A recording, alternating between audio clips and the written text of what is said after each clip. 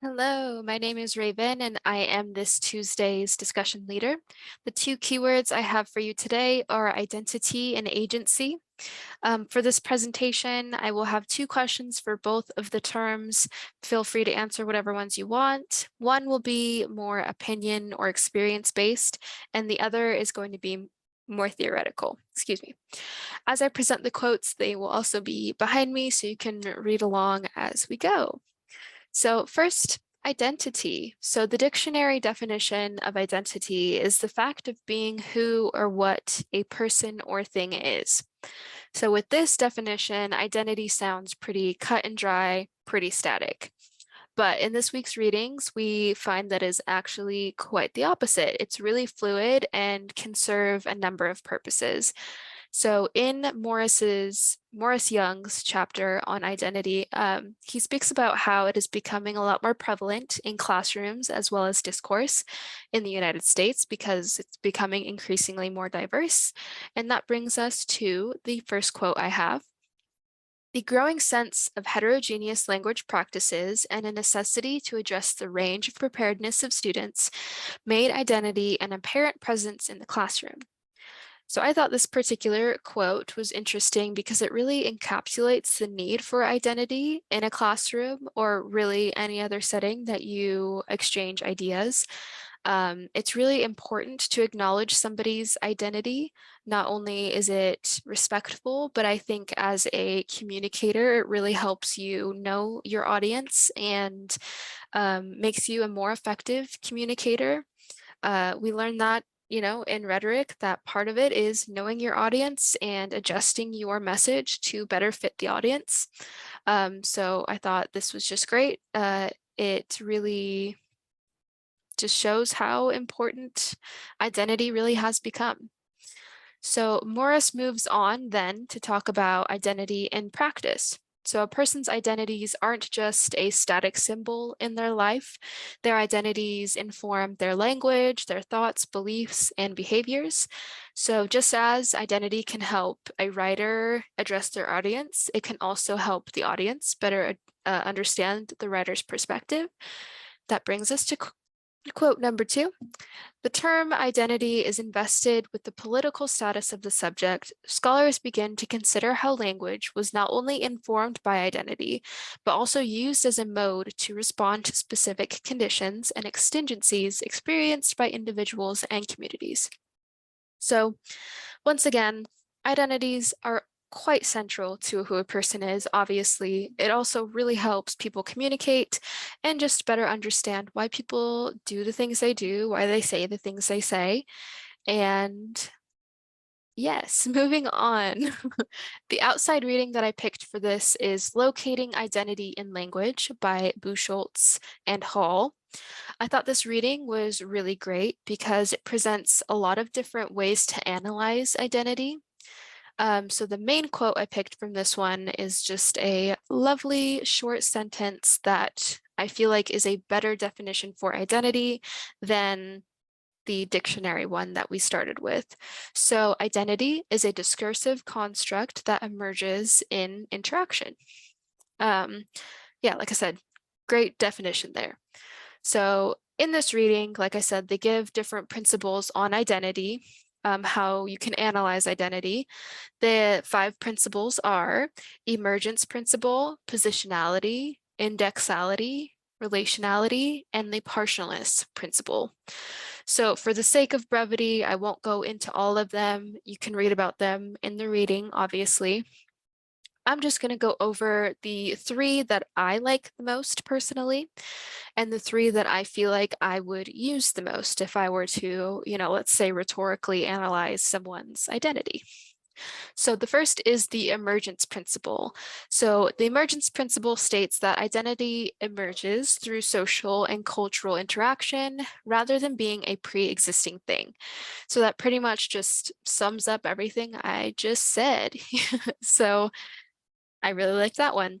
The positionality principle states that identities have various levels, going from macro to micro, and that these positions all occur simultaneously within a single interaction. So I really liked this one because identities are multi-layered and you have a lot of identities and they all occur at the same time. The relationality principle states that identities are constructed through complementary relations, such as similarity or difference, genuineness or artifice, and authority or delegitimacy. I personally like this one because it gives you a sort of dichotomy to put the identity onto and, see, compare, contrast, and it helps you kind of construct an identity through these comparisons and contrasts. So one of my discussion questions is going to be asking you, which one of the principles do you like? It can be more than one, but just, think on that. So I think that's actually my next slide. Yes, discussion questions for identity. So like I said, one's going to be a little bit more personal, the other one based on the rating. So 1, do you feel that your perception on identity or the relevance of identity has changed throughout your time in college? And 2, what approaches to identity analysis do you feel are the most effective, or which ones are most in alignment with your theoretical or analytical style? So moving on to agency. Okay, so let's see. According to our text by Stephen Accardi, the term agency signifies the ability or capacity to act. It can also signify authority or power. Now, this definition is pretty straightforward, but where agency gets a little bit tricky is how you view it. In Accardi's text, he mentions basically 2 different schools of thought that influence how you view agency. So the first here, we have this quote. This is the humanist modernist approach. So let's see. Agency reflects an ability, power, or authority that can be possessed by a subject or subjects. This usage links with a humanist modernist theoretical orientation, one that suggests a writer is a rational individual capable of inventing ideas autonomously and pursuing an intention to engage or provoke an audience. Basically, you're a human, you have agency. The next one is post-humanist, post-structuralist. We have 2 quotes here. So agency is found circulating in discourse and is dispersed into an ever-shifting field of power relations. Agency does not lie in the hands of any one person at the proposal table, but rather lies in the interaction among them. Agency then is not a possession, but rather a construct of discourse. So 2 differing views on agency here. And we're going to move on to the outside reading. I picked Cooper's Ecology of Writing, which I thought tied into agency and identity really well. Basically, this writing talks about how writing is a web. So if something happens in one part of the web, it vibrates all the way to the other side of the web, as we see in this quote here. And then the second quote we have, an ecologist explores how writers interact to form systems. All the characteristics of any individual writer or piece of writing both determine and are determined by the characteristics of all other writers and writings in the system. So I feel like this applies to identity and agency because, as we just discussed, both of those terms are kind of like an emergent thing. They come out through interactions with other people. So to speak, you're in this web and you are interacting with these other writers in this ecological web. And so you are exercising your agency and you are exercising your identities. So I just thought this reading really tied in with identity and agency, although it didn't specifically speak about either of those things.